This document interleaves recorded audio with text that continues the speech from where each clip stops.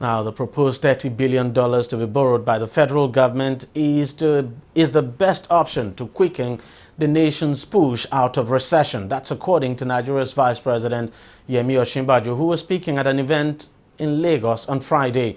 Osinbajo says there were lots of misconceptions about the borrowing plan, which probably led to the Senate turning down the proposal earlier last week. Now, correspondent Tunji Olanikwekun has the rest of the story. With many challenges facing the country, from corruption to economic recession and then unrest in the Northeast and Niger Delta region, Christian leaders under the auspices of Coalition of Nigeria Apostolic Leaders organized this event to get clarification on some pressing national issues.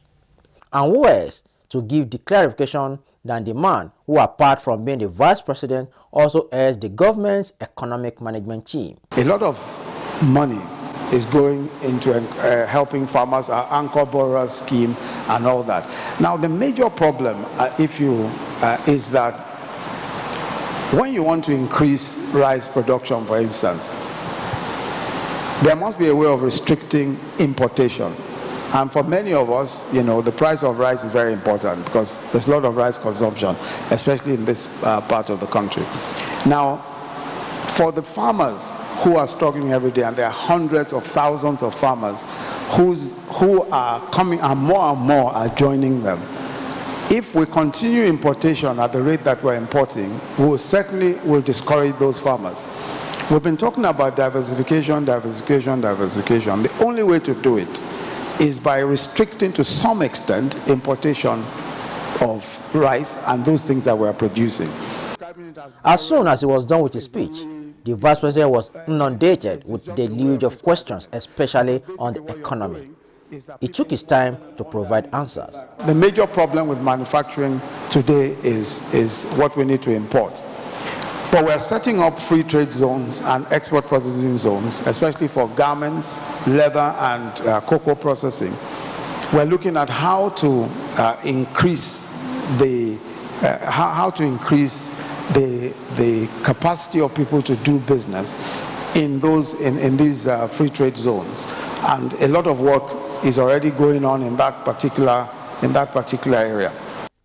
Asked why the government is planning to borrow around $30 billion to drive infrastructural development is to stimulate quick economic activities in the system and generate employment for Nigerians. He added that the loans will come with a very low interest rate, which will make repayment easy for government, and that the bulk of funds is tied to specific projects to be executed by the borrowing country. The borrowing plan over the 3-year period is an infrastructure plan, except for the 4.5 billion euro bond.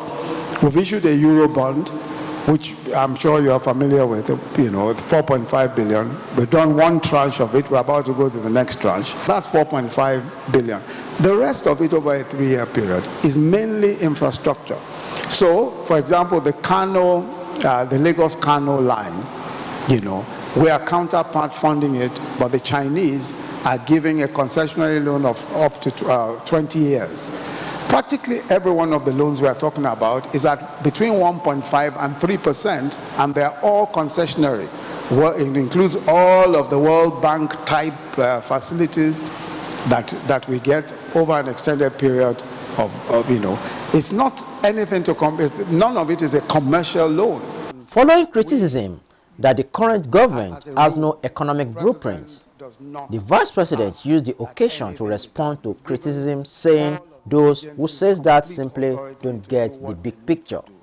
Other speakers at the event want government to do more to instill confidence in Nigerians and address the endemic issue of corruption in the system. The biggest challenge we have faced in our efforts to communicate with Nigerians has been the propensity of a group of naysayers to constantly counter us with fake information using the social media, which, as you know, is the most democratized medium in the sense that everyone has access to it. Our future will not be defined by the fall in oil price, but how well we understand the lessons which will be reflected in our manner of response. This is a time to reverse the gross capacity underutilization as well as policy inconsistency and mismatch of the past. We in our coalition believe that the church has a significant role to play in our national transformation. Our ministries cannot be confined to the four walls of our buildings. We also believe that you cannot transform a nation until you can individuals, a role which the church is eminently qualified to do. We stand as your partners in the enterprise Nigeria. The Vice President got a very receptive audience here. He appealed to Nigerians to join hands with the government in moving the nation forward. Tunji Olanipekun, TV 360, Lagos.